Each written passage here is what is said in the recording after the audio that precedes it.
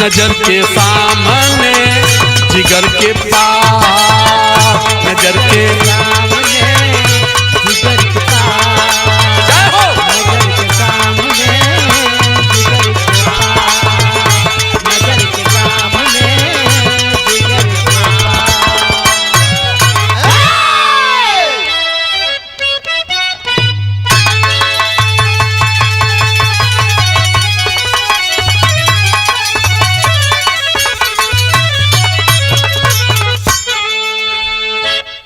ऐ मेरे भारत के बहुजन समाज के सम्मानित साथियों, एक पुरातन इतिहास जा रहा है। आदरणीय हमारे कवि श्री सूबेदार यादव जी लिखते हैं और उनका संकेत भी है, आदेश भी है कि अध्यक्ष जी जनमानस में जरूर जाना चाहिए, क्योंकि हमारे समाज को जितना भ्रमित किया गया है अब तक तो हम लोग हमारे पुरखे बर्दाश्त किए, लेकिन हम पढ़ लिख करके अब बर्दाश्त नहीं करेंगे। भगवान विश्वकर्मा का इतिहास, हमें फोन आया बोकारो स्टील प्लांट से कि विश्वकर्मा की शानदार गीत गाइए। फिर दूसरा फोन आया भिलाई के स्टील प्लांट से, जैसे जाना था कि कुल विश्वकर्मा बनौले हमें। तमाम जितनी भी कारीगर हैं, मिस्त्री हैं, गैरेज वाले हैं, ये सब बड़ा तगड़ा विश्वकर्मा पूजा मनावत हैं। तो आज हम इसका इतिहास खोल रहे हैं। संकेत आदरणीय हमारे सूबेदार यादव कवि जी करते हैं। 4 लाइन विराम में भूमिका बेटा, वाह।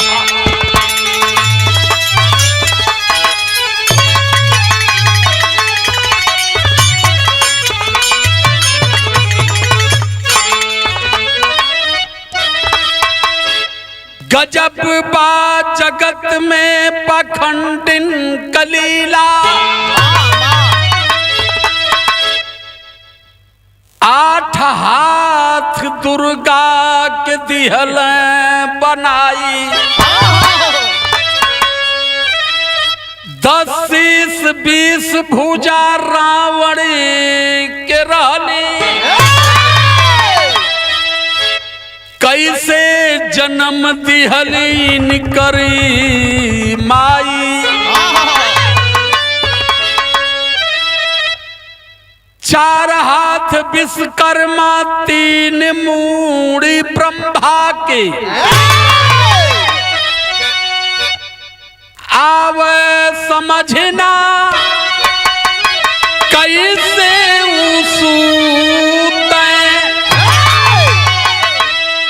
तर्क वाली बाती के मनवाती साथ इनके, अब तक जवाब नाही पाखंडी मुतत,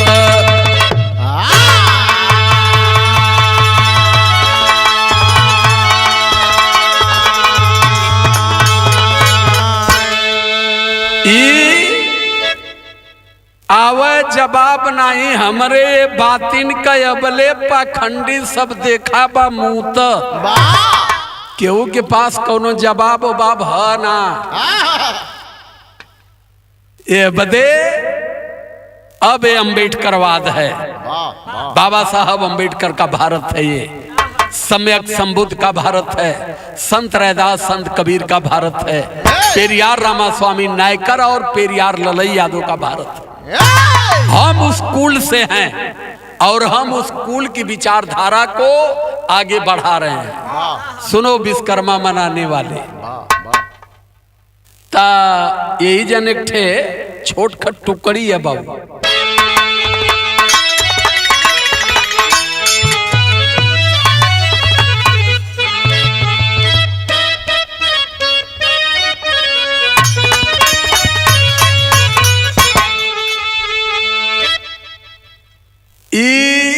प्रेमी प्रेमिकन बदे काना, अरे जो नजर चुराती हैं क्या नजर मिलाएंगे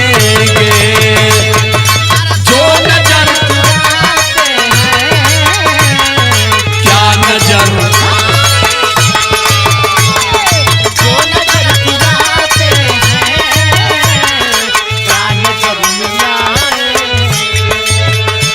नजर चुराने वाले नजर मिलाते नहीं, जो नजर मिलाते नहीं वो बराबर घात करते हैं। तो नजर चुराने वालों से सावधान रहिए। लेकिन लिखते हैं आदरणीय हमारे भैया सूबेदार यादव जी, कितनी बढ़िया लाइन है। अरे बुद्ध की धरातल पे, अरे बुद्ध के धरातल पे आ गए पाखंडी है,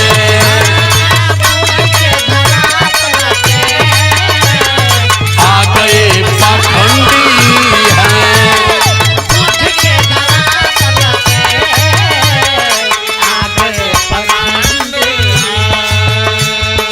बुद्ध के धरातल पे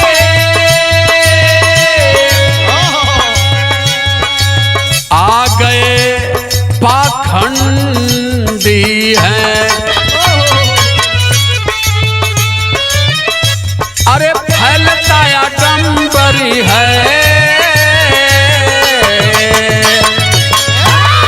फैलता आडंबर है, झूठ की ये मंडी है, फैलता आडंबर है, झूठ की ये मंडी।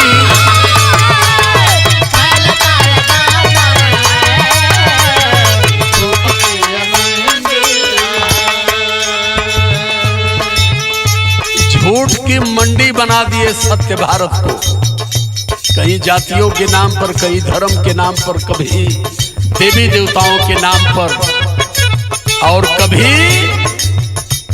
अपवाद आडंबर के नाम पर।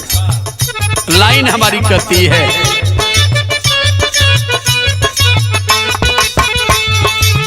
बोलकर झूठ सबको उल्लू बनाते हैं,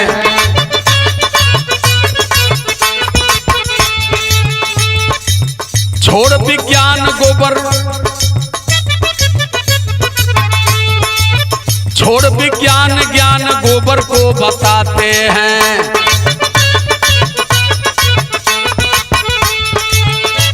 60,000 पुत्र,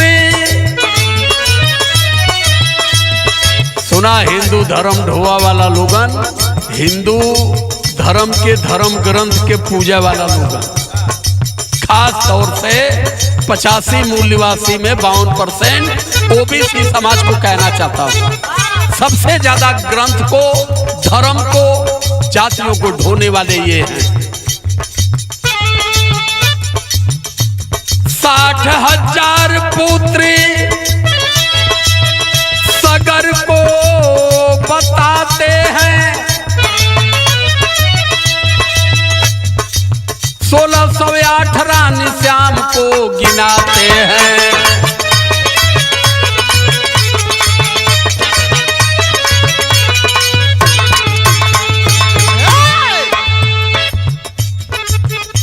राजा सगर के 60,000 पुत्र कैसे भइले? बिरहा हो तो तो पढ़ता ना, हम पढ़ावत। एक ठे कहानी पढ़त रही बाबू सौरभ कि 60,000 पुत्र जौन महाराजा सगर के रहल, मर्यादा पुरुषोत्तम राम का घर ताजा रहल। घर ताजा का मतलब राम के आजा अज थे, अज का बाप रहल दिलीप, आज दिलीप का बाप सगर रहल। ये राम के खानदान का मामला चलत हो। एकदा शंकर जी गईला गर्मी में जुड़ाए सलीम भैया, बड़ी लंबी नदी रह, साटे में लेके चलत है। ए तरफ गईला जुड़ाए तो ले वो तरफ कोनो मुनि का लड़की नहात रहे। आज जब शंकर भगवान जहाँ नहात न झुंगल्ला रहे, ग्रंथ की बात कर रहा। मेरे पिताजी नहीं लिखे। इस सच्ची रामायण से, यादव शक्ति पत्रिका से सारे प्रमाण मिले हैं। अब वो लड़किया का नाम भुलाए गए नहीं, लेकिन शंकर भगवान से फेमस हुआ उनका के भुलाई। तो जब शंकर भगवान देखना नहात तो यहीं से बढ़ावे लगना लगी नहीं। ये राजा सगर के 60,000 पुत्रों को उत्पत्ति बता रहा और लगना बढ़ावा हर हर हर हर हर हर बढ़त गया। वो डुबुक्की मार मार मार मार में शैम्पू लगा के मिसत है। अब तो ले जाए के लगना खोप है। वो कल कोनो मछरी है का पकड़ ले गप दे। आज जब पकड़ के उठावत है तो लगी नहीं उठत जाता। आ देखल जब बारीकी से तो वही झुंगल्ला में, वही नदी में, करिया में, पानी में हरल हो शंकर जी। वाह वाह।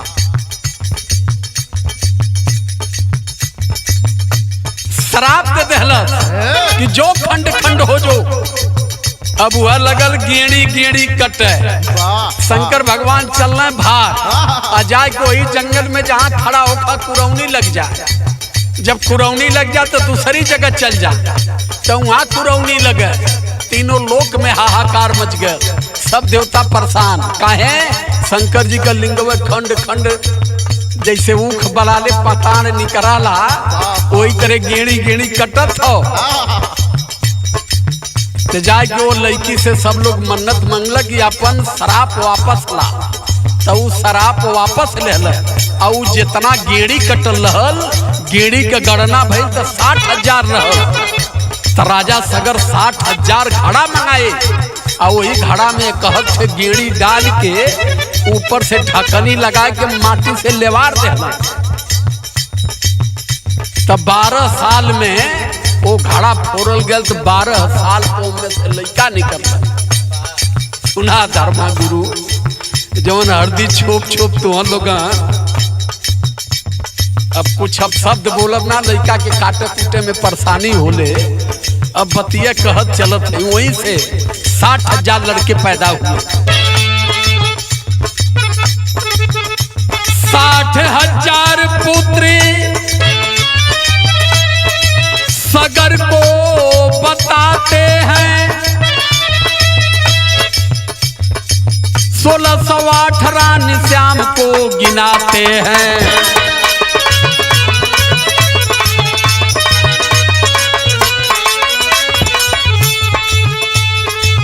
कितने दिन में सभी पुत्र जन्म पाए हैं। सुहाग रात कृष्ण कैसे ये मनाए हैं।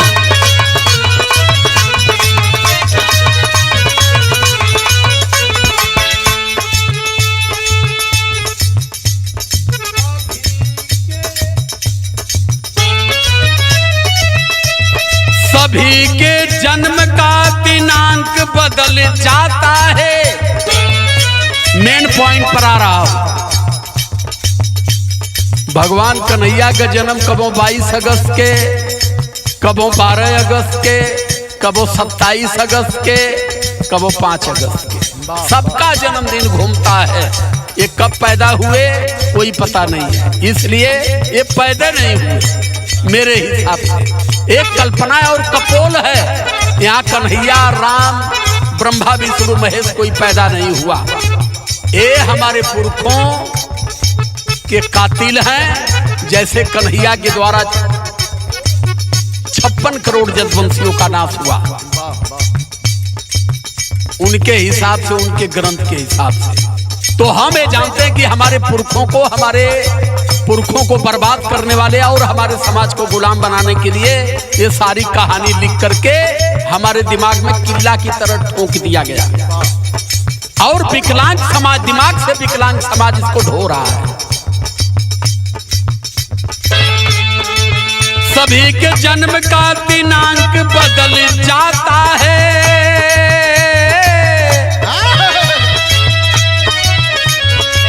मगर विश्वकर्मा दिवस एक दिन ही आता है।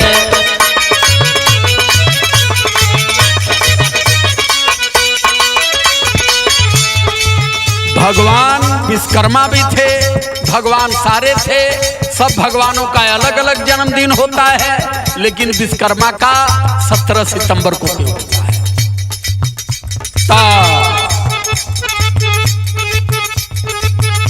ये जन गीत लगल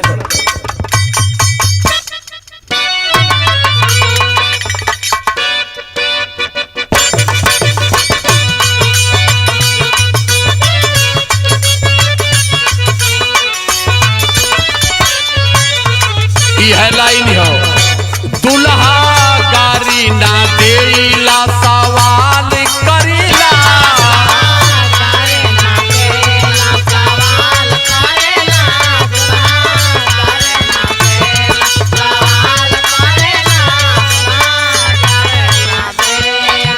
ये सारे देवी देवताओं को मानने पूजने वाले से हमारा सवाल है।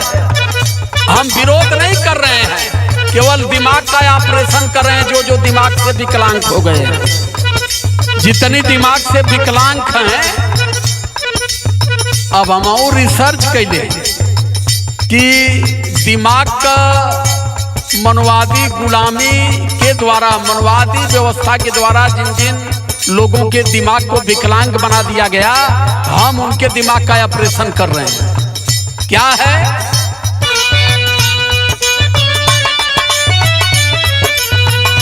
हम पाखंडिन से ये तने,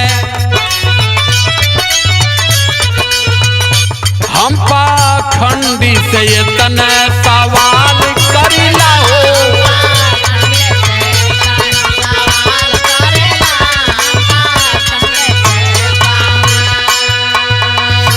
उनके अंधे विश्वास पर सवाल करीला,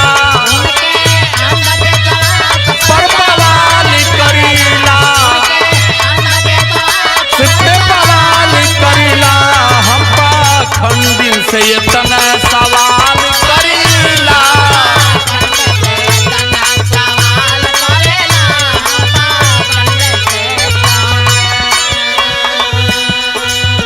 सवाल हमारा है, पहला सवाल क्या है? काने में कैसे हनुमान भीतर रहीले,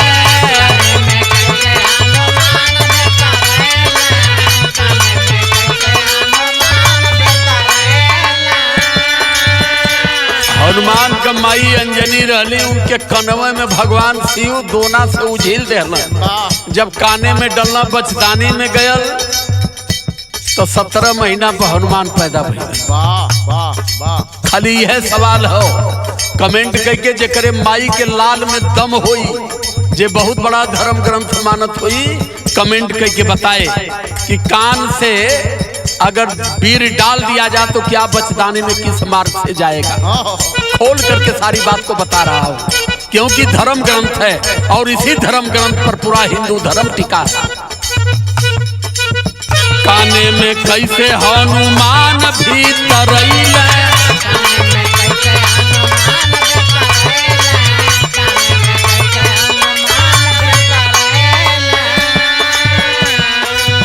माई के मैल से गणेश कैसे भइले,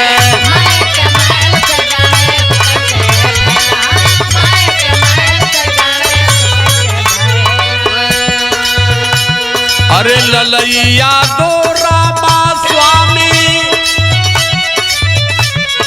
ललैया दो रामा स्वामी का बात कहिला,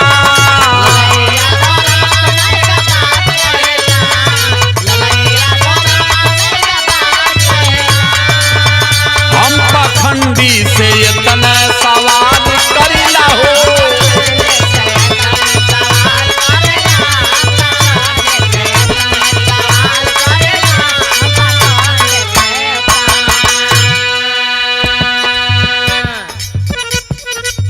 सेज चढ़ाती,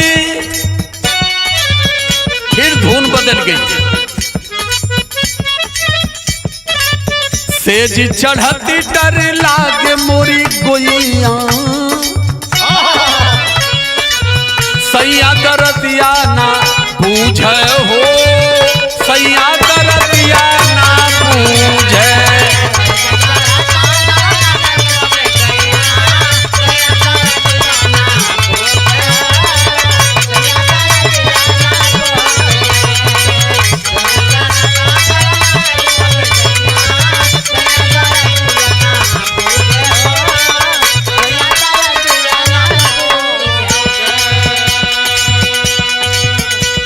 लेकिन गाना का ओरिजिनल लाइन का हो, यह विश्वकर्मा के हम पैदा करे जाते हैं। विश्वकर्मा के रहल के इन लोगों ने विश्वकर्मा का रूप दिया। अरे प्रांत तमिलनाडु के ए रोड राजधानियों पेरियार लिहल जनमवा हो, पेरियार लिहल जनमवा।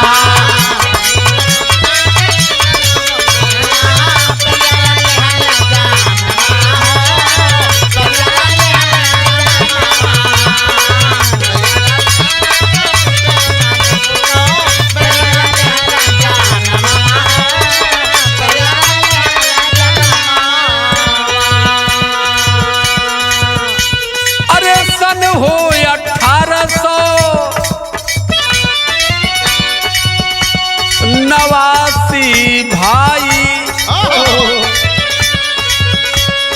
17 सितंबर का दिन गयली आई।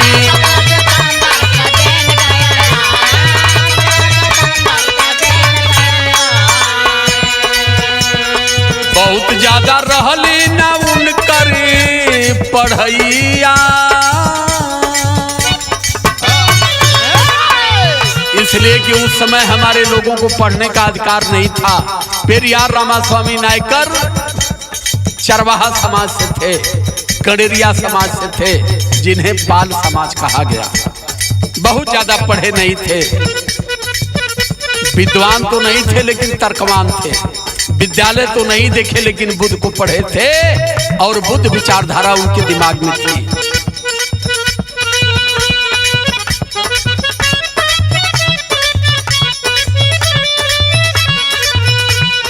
बहुत ज्यादा रहली ना उनकर पढ़ैया,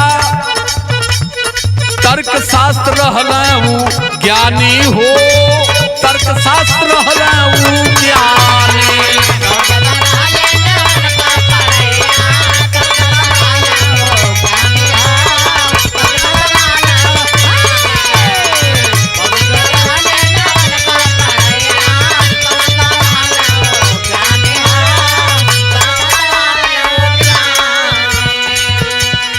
विद्वान तो विद्यालय से नहीं बन पाए लेकिन बुद्धिमान हुए, बुद्धिमान के साथ तर्कवान बन गए।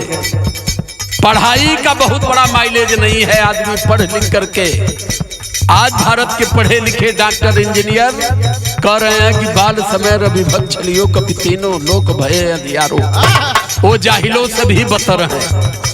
लेकिन रामास्वामी नायकर पढ़े कम थे, बुद्धिमान थे। इस देश में विद्वान और बुद्धिमान कितने लोग हुए? बुद्धिमान थे संत कबीर, पढ़े नहीं थे। बुद्धिमान थे संत रैदास, पढ़े नहीं थे। बुद्धिमान थे पेरियार रामास्वामी नायकर। और इसी देश में बाबा साहब अम्बेडकर बुद्धिमान भी हुए, विद्वान भी हुए और तर्कवान भी हुए।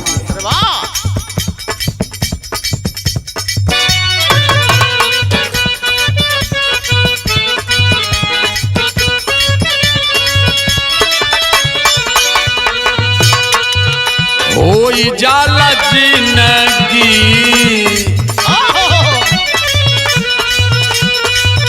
होई गईली जिंदगी बेकार हो, दिलवा टूटले पर जनली। होई जाला जिंदगी बेकार हो, दिलवा टूटले पर जनली। क्या बात है!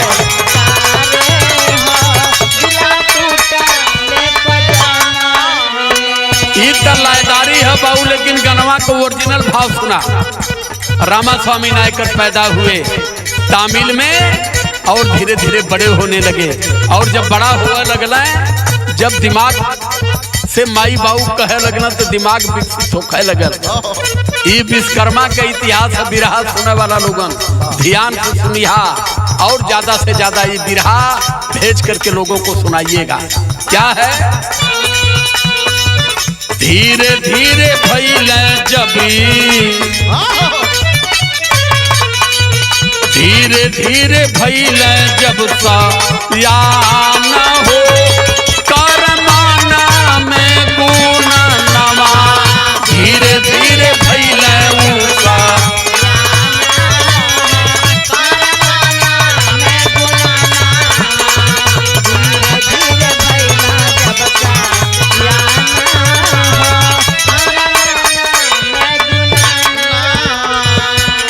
क्या गुनान किए, क्या विचार किए।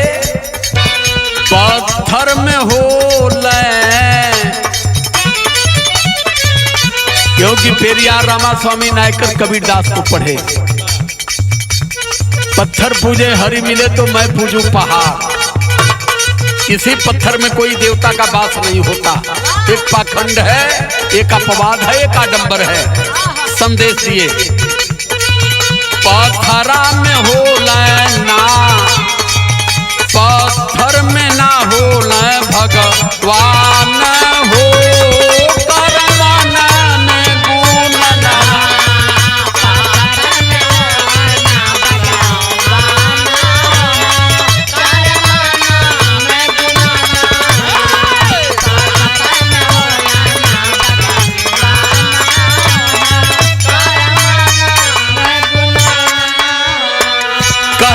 पेरियार रामा स्वामी नायकर क्या कहते हैं। अरे पत्थरी के जे पूजे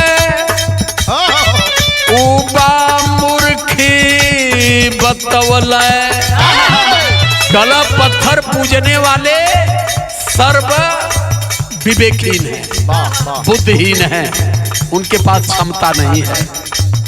पत्थर के पूजा वो के मूर्ख बतवला,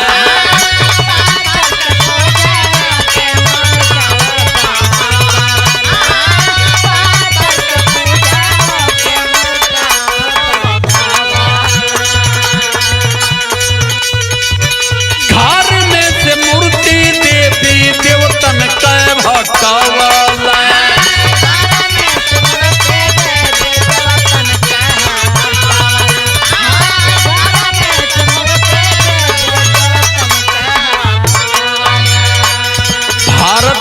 संपूर्ण भारत का पहला मानव मनवाद के खिलाफ घर में जितना मूर्ति, देवपुर में जितना मूर्ति फोटो उठाए नदी नाले में नहीं, ले जाके नापदान में डाल दे। कल यही मूर्ति आज हमारे समाज को बर्बाद कर रही है। जिस दिन हमारा समाज इस मूर्ति से, इस कैलेंडर से बाहर निकल जाएगा, संत कबीर, संत रैदास और अपने संत गुरु महापुरुषों को अर्थात बुद्ध को मानना शुरू करेगा, तब सत्य ज्ञान का आभास होगा। अरे घर से मूर्ति देवी देवतन के भवन,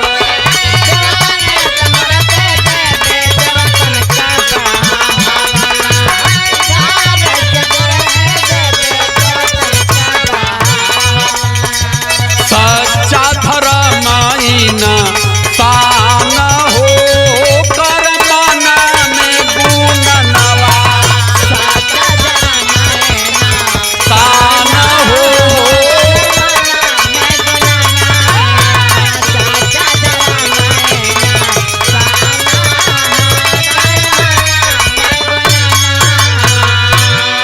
पेरियार रामा स्वामी नायकर कहते हैं कि धर्म सिर्फ एक है जो मानव धर्म है, क्योंकि इस धर्म की रहनुमाई सम्यक संबुद्ध ने किया था। बुद्ध सारे धर्मों को समाप्त करते हुए बुद्ध ने एक धर्म बनाया, बुद्ध धर्म के बदले धम दिया।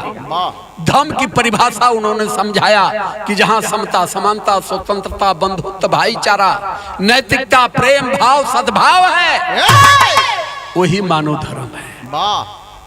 और जातियों में बटे हुए, धर्म में बटे हुए लोगों को खारिज करते हुए बुद्ध ने सारे धर्म को समाप्त करते हुए मानव धर्म दिया, और मानव धर्म का एक विचार दिया, समता, समानता, स्वतंत्रता, बंधुत्व और भाईचारा।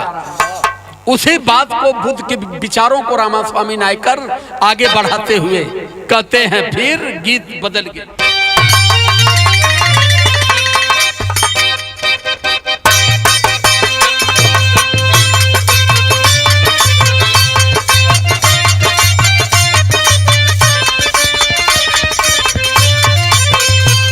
यह गीत है माई बहन गावेली, आप बड़े कायदे से गावेली। अंग्रेजवा तो अंग्रेजवा ना कह पावेली, वो कहली रंग रेजवा यार मेरो भैया है जी। अंग्रेजवा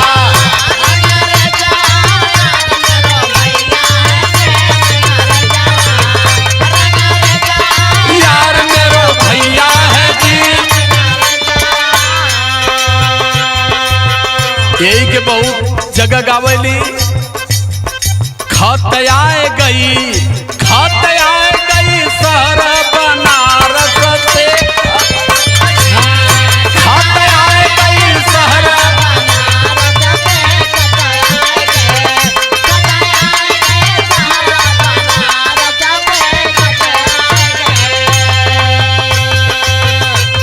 फलान राम हो चिट्ठी लिखला कि ना लिखाया वाला कि ना, भाई बाँचला कि ना बाँचाया वाला कि ना। खतयाए गई और अंग्रेजिया वाली कहली ओ माई डियर कम टू हियर, ताही त गईले कौनी और समय लगेगी 24। अंग्रेजवा यार मेरो भैया है जी। यार मेरो भैया है, भैया है।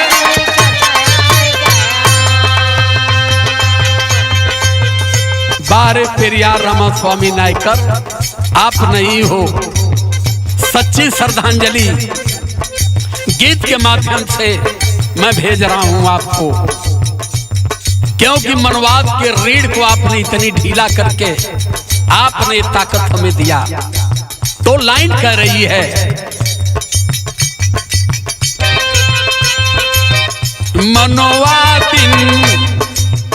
मनोवादिन का छट्टा छोड़ाए दिहला हो। मनोवादिन दिहला हो मनोवादिन।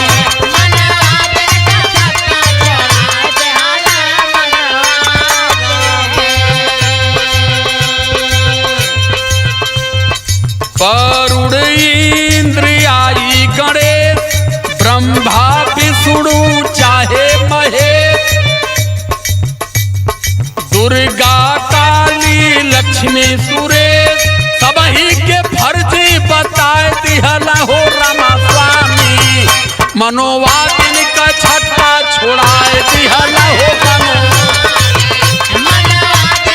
छट्टा छोड़ाए दिहला हो।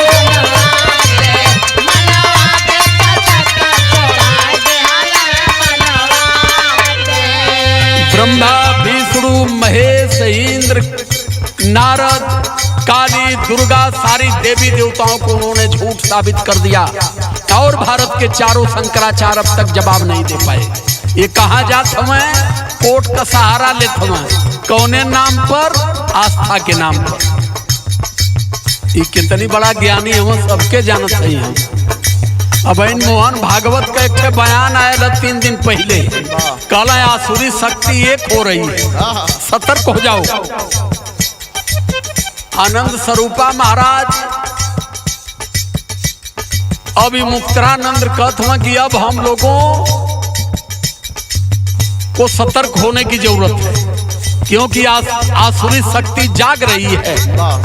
जब नेपाल वाला कांड देखला है तब इनके समझ में आयल कि अभी समाज अब भारत का मूल निवासी बहुजन तर्कवान हो रहा है, अब हमें नहीं छोड़ेगा।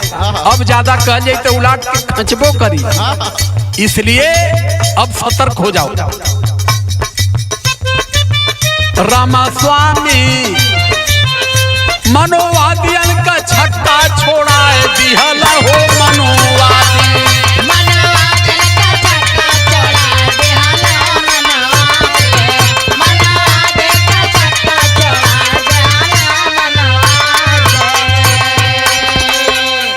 अरे ये लन्नवा,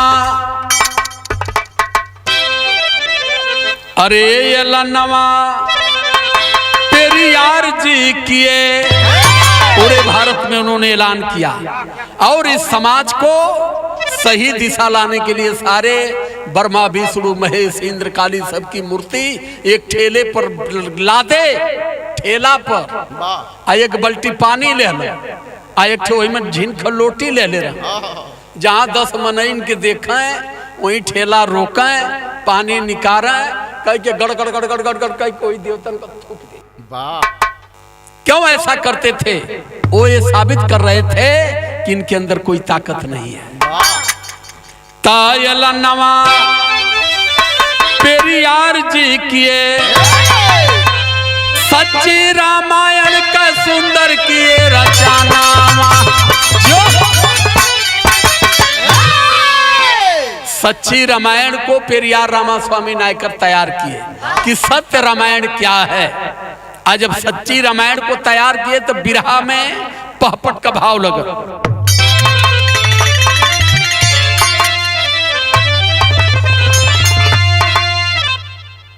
अरे आडंबर का दिए पोल खगोले, बोल सच्चाई के।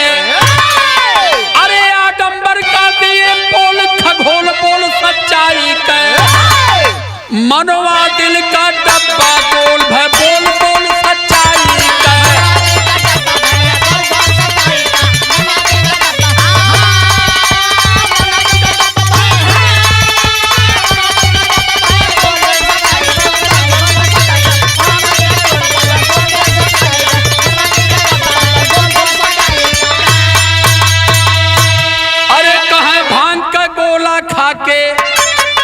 तुलसी लिखे रामायण हो। अरे कहे भांग का गोला खा के तुलसी जी लिखी गई हो। ढोल गवार सूत्र पसुनारी कई के लिखी बतैल हो। ये पेरियार रामास्वामी नायकर लिखते हैं। तुलसीदास को ये विद्वान बताते हैं, लेकिन तुलसीदास लिखते हैं कि ढोल गंवार शूद्र पसुनारी ये सकल ताड़ना के अधिकारी। इस देश में शूद्रों को, नारियों को इन्होंने उपेक्षा किया है। उसके बाद लिखते हैं तुलसीदास कि पूजे ही विप्र सकल गुणहीना, शूद्र न गुणगन भेद प्रवीणा। पंडित भले एक को अक्षर न पढ़ ले, कक्षा 1 में 3 साल रहल, चौपाई 1 न जाने, फिर भी वो जन्म से ही पूजवान पैदा होता है। लेकिन अहिर चमार कहार कोहार माझी मल्ला अगर कितनों बड़े वेद के ज्ञाता है, पूजवान नहीं बन सकते। इनके सारे धर्म ग्रंथों में केवल हमारी बुराई, हमारी शिकायत और हमें नीच साबित किया गया है। अब विश्वकर्मा बहन अटकल हुआ यही में, विश्वकर्मा के सुनने वाले सुनिया लोग। अरे ऐसे ग्रंथ का नहीं है कोई मोल, पोल सच्चाई के। अरे वेद शास्त्र को किए हैं डब्बा खोल, पोल सच्चाई के।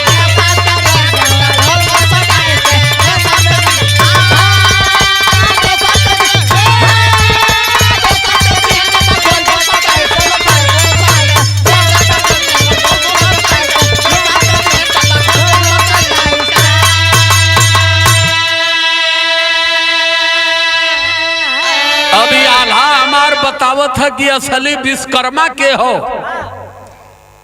और विश्वकर्मा किसे बनाया गया का हो।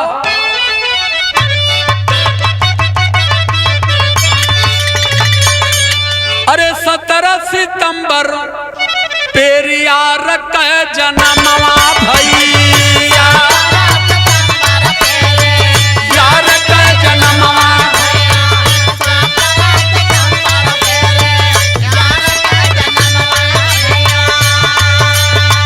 दिहल मनवादी हंस के दबा।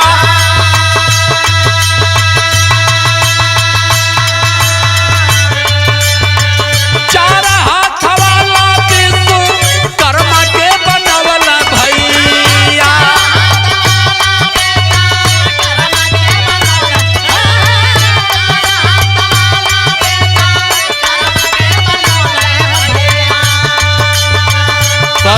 सितंबर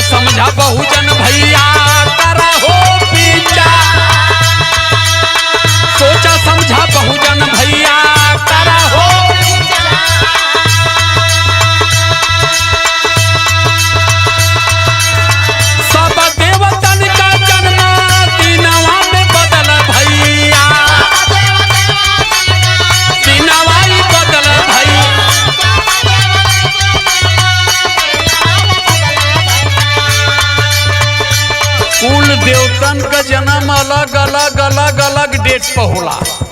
यहाँ तक कि हिरण का भगवान कन्हैया भी अलग अलग डेट में जन्म लिया। कभी 5 अगस्त के जन्म लेला है, कभी 10 अगस्त के जन्म लेला है, कभी 22 अगस्त के जन्म लेला है, कभी 27 अगस्त के जन्म लेला है। उन्हीं का अवतार राम अइला है, वो अलग अलग डेट में जन्मला। लेकिन विश्वकर्मा भगवान ब्रह्मा के दामाद थे, वो काहे एक दिन जन्मल भैया? क्योंकि इनके ग्रंथों के हिसाब से पेरियार रामास्वामी नायकर के इतिहास को दबा दिया गया कि पेरियार रामास्वामी नायकर को न जान करके जब लोग विश्वकर्मा को जानेंगे, 17 सितंबर के विश्वकर्मा पूजा करी हैं, तब पेरियार रामास्वामी नायकर को नहीं जान पाएंगे। और जब उनको नहीं जान पाएंगे तो हमारा वेद ग्रंथ, अपवाद है, आडंबर, ये सब सुरक्षित रहेगा। सवाल ये बात पर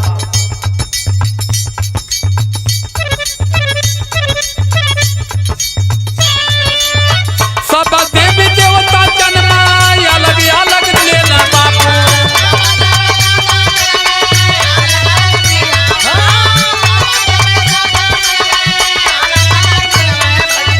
17 सितंबर का है बदला ताना, सोचा ये बहुजन तुम्हारी कमल दूर दतिया बापू।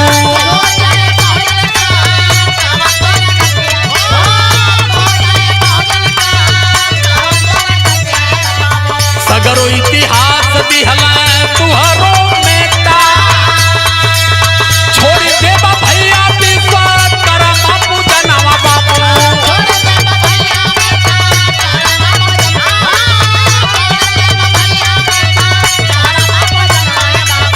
अब से मनावा रामा स्वामी के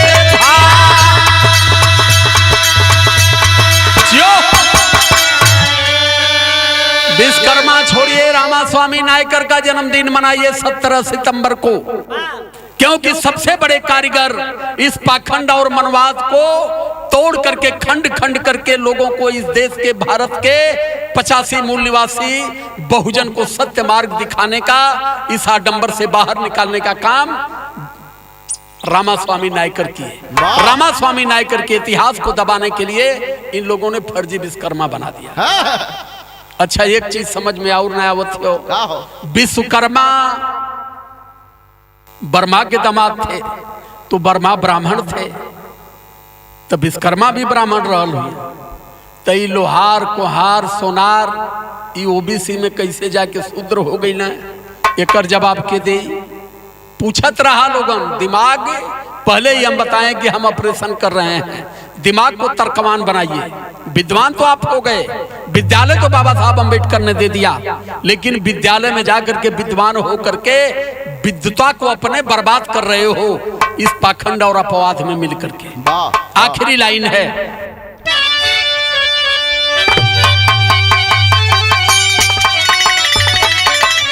अरे 4 हाथ के देवता के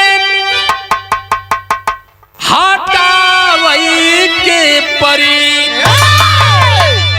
अरे 4 हाथ विश्वकर्मा का हटावई के परी, जन्मदिन पेरियार का मनावई के परी।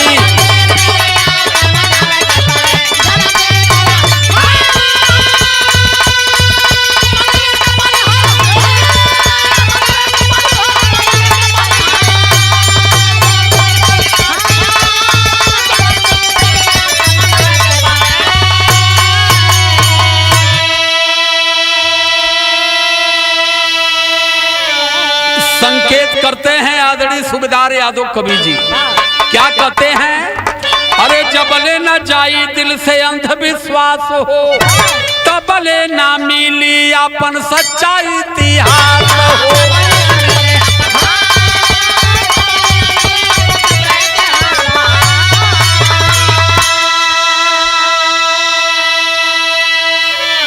अरे पंथ निरपेक्ष जग में बनावई के पड़ी, पंथ निरपेक्ष जग में बनावई के पड़ी, जन्मदिन पेरियार का मनावे के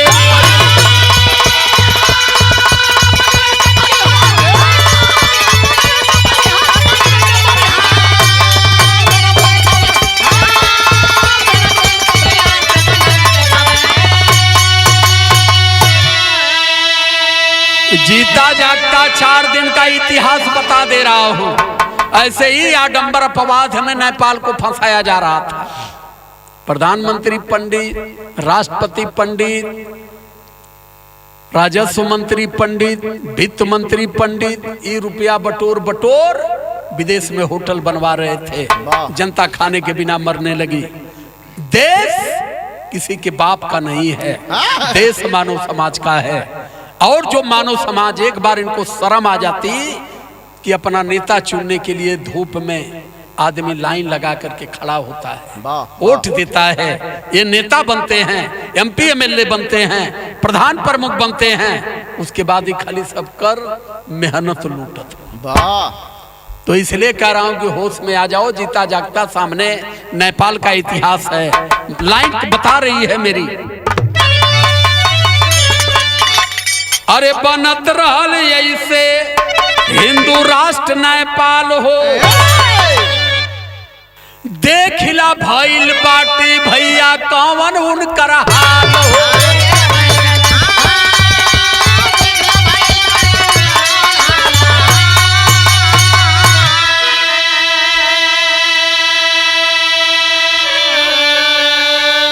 अरे खोवल इतिहास के बचावई के परी, खोवल इतिहास के बचावई के परी, जन्मदिन पेरियार का मनावई के परी।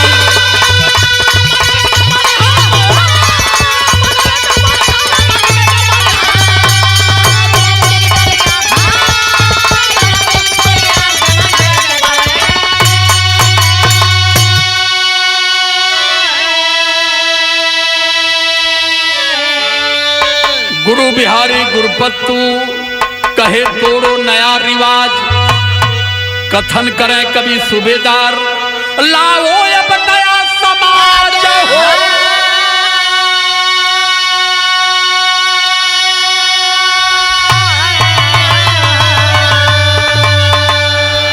अरे ये नवा रामा स्वामी कह सुना कि गाँव राजकुमारी सही सही दस्तानावा, ये नवा रामा स्वामी कह सुना दस्तानावा हो।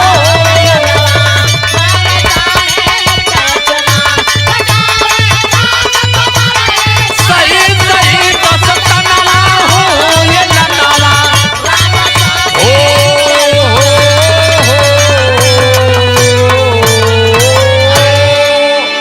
जय भीम, नमो बुद्धाय, जय भारत, जय संविधान, जय जोहार।